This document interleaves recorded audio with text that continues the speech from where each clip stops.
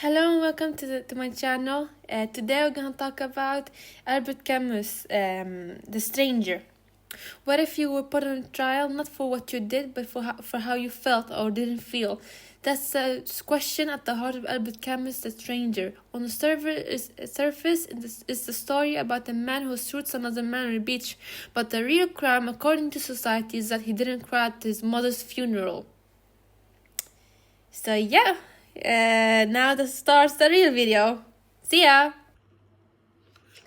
A man refuses to pretend and the entire world convicts him for it. In The Stranger, Camus doesn't just stage murder in a trial. He stages a confrontation between one honest individual and the social machinery that demands performance. Mersault's, I don't know how to spell his name, sorry. Mersault's crime isn't just only pulling the trigger, it's saying with terrifying clarity that life has no present meaning and he won't fake one.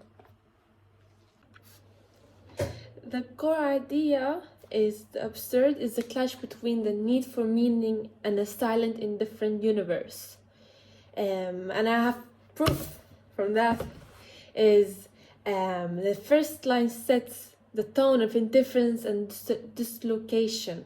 You know, my man died today or yesterday, maybe, I don't know. Is that uncertainty about the most meaningful event signals a world that doesn't deliver needs significance on cue. At the beach, for example, the physical world overlaps intention. The heat, the glare, the knives flash, the trigger. Mersault later explains it happened because of the sun. He's not dodging guilt. He's describing a chain without metaphysical motives, just sensation, circumstance, and a human body in it. In prison, his clarity arrives when he accepts the benign indifference of the world. This isn't despair, it's lucidity. Once he stops bargaining for a cosmic meeting, he feels free to live and die without lies. The main takeaway of it is that absurdism isn't just a theory tucked on top. It's a texture of events, the sun, the sweat, the silence beat down, any grand narrative we want to impose.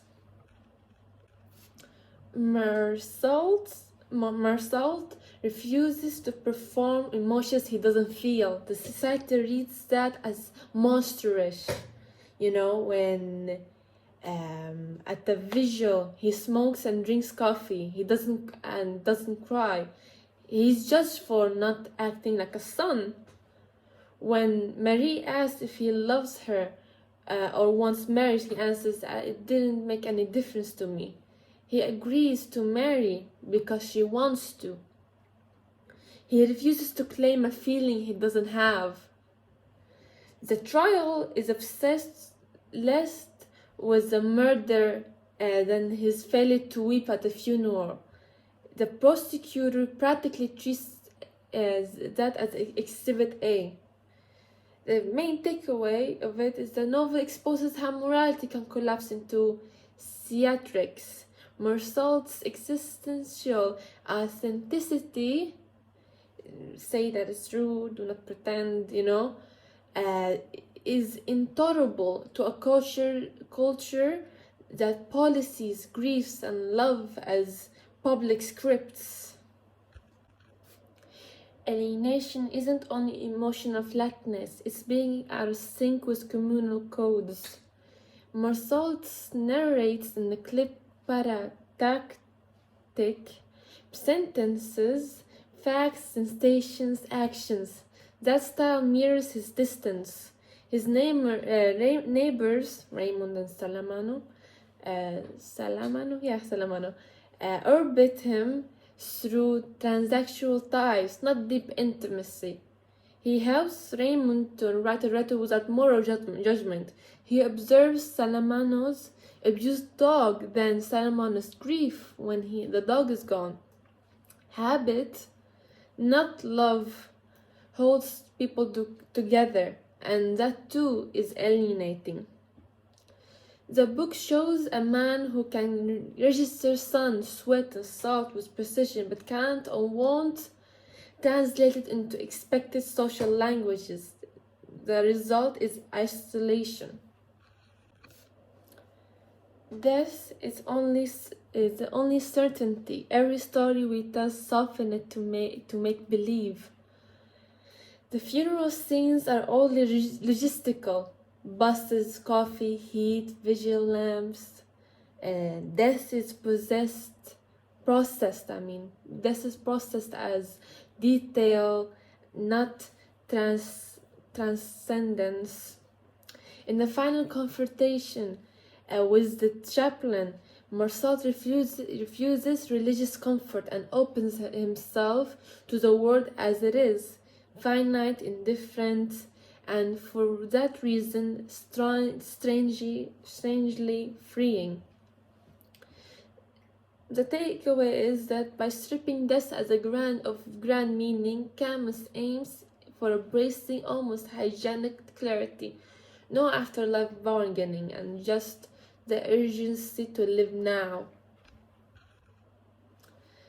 In the story, the court felt like it needs narrative villain more than it needs truth. And based on the book, the prosecutor retells Marsault's life as a morality play. The smoking at the vigil, Sunday swim with Marie, the callousness, all recorded as proof of a wicked soul. Marsault's plain statements fail as evidence because they don't satisfy the story the courtroom wants to hear. The takeaway is that Camus indicates institutions that prize coherence and symbolism over facts. The trial convicts a man for emotional non-compliance. Another main idea in the book that presents is the colonial silence. What the book doesn't say on purpose. The core idea is that the victim is never named. It's only described as only the Arab. And based on the book, based on what I understood too, is that the courtroom barely cares about the dead man. It only cares about Marsault's character. The main takeaway is that the French Algiers, the colonial gaze, reduces the colonized to backdrop. That's in the text. No extra theory needed. The namelessness and narrative neglect expose the dehumanizing orders that the novel coldly records. How Camus' absurdism is embodied in Marsault's is that he won't claim grief or love he doesn't feel, like funeral, proposal. His choices pivot on sun, heat, thirst, and fatigue. The infamous beach scene is just a collision of body and environment rather than a moral melodrama. In the cell, he stops asking, why me? He recognizes that everyone is sentenced to death from birth. With that acceptance comes a fierce peace. Once illusions drop, even the immediate, the taste of coffee, the touch of a sun, a cigarette, he can be lived fully. Absurd freedom isn't to do anything. It's to live lucidly under a sky that won't answer. Symbolism and narrative style. The sun, light, and heat, they are functions, not decoration. They're determinants. The sun presses at the funeral. It assaults him in the beach. The knives flash in the glare, precipitates the shot, meaning a world of forces indifferent to human intention. The sun isn't evil. It doesn't care. It's just the sun, The sea, moments with Marie, the scenes of accomplice uncomplicated presence, meaning immediate sensuous life, no story required. The courtroom as stage. Everyone performs, prosecutor, defense, witnesses. Society needs narratives more than truth. Justice becomes drama,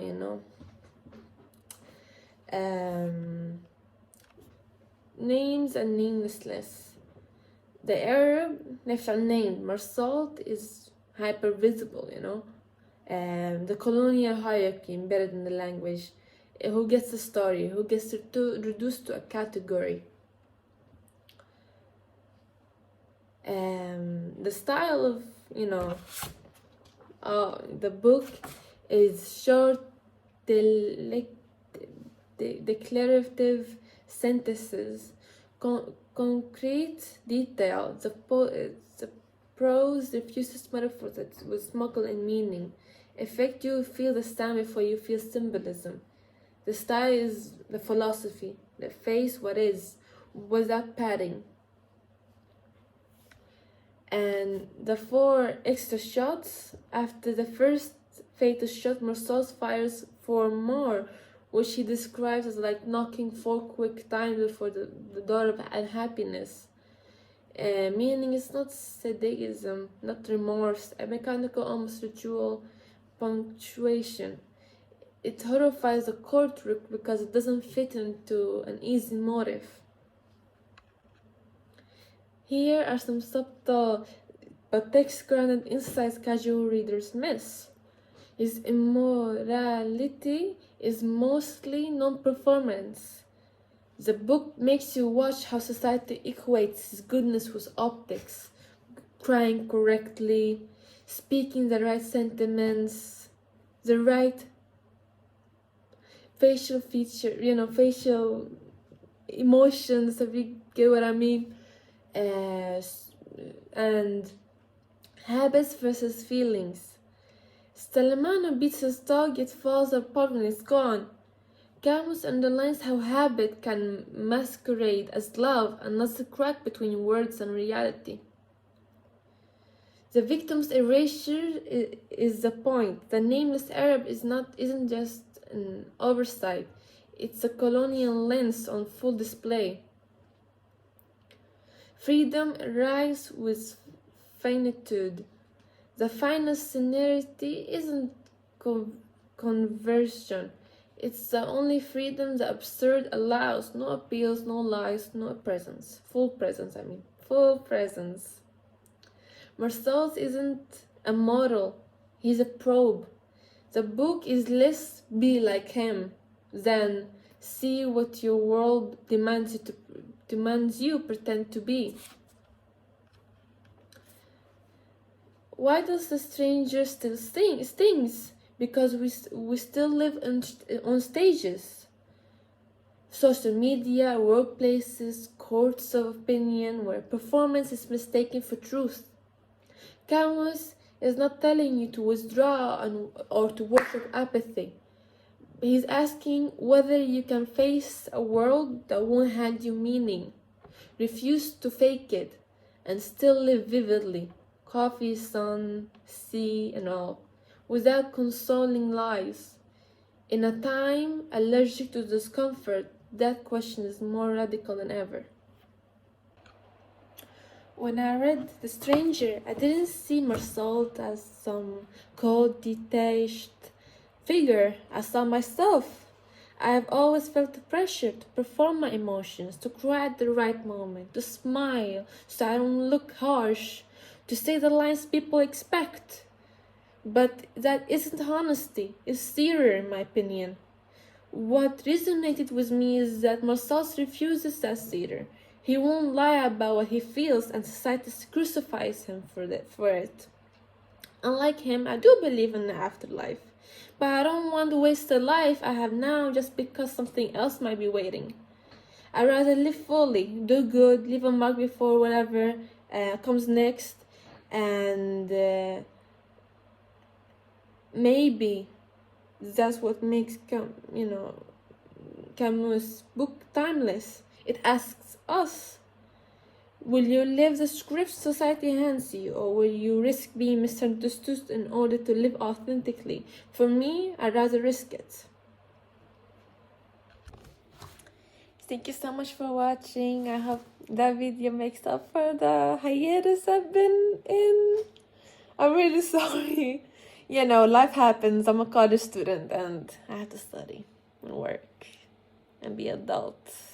I'm not a kid anymore. As you might see, like the background, SpongeBob and everything, like, at least I read the book this year.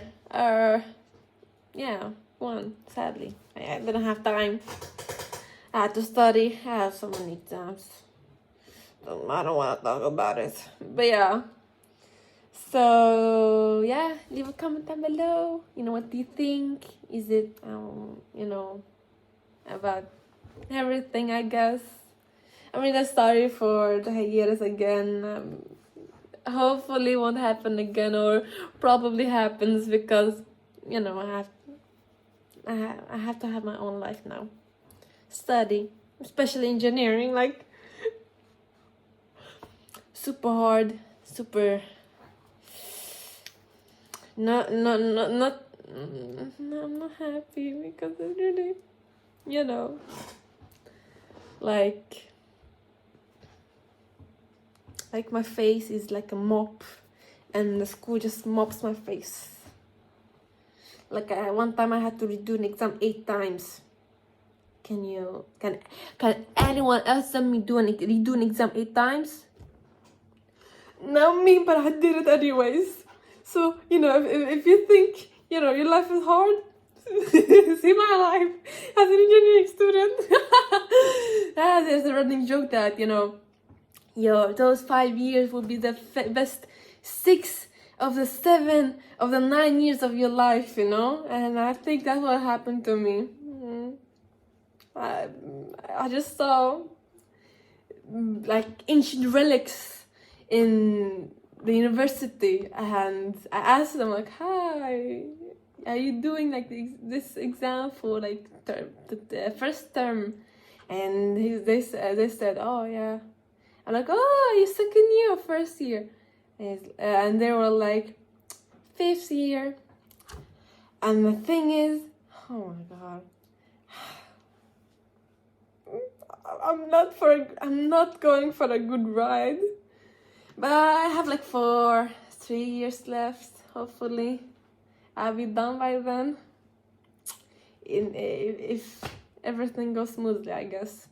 But thank you so much for watching. I hope you have a great day, good night, great afternoon, whatever.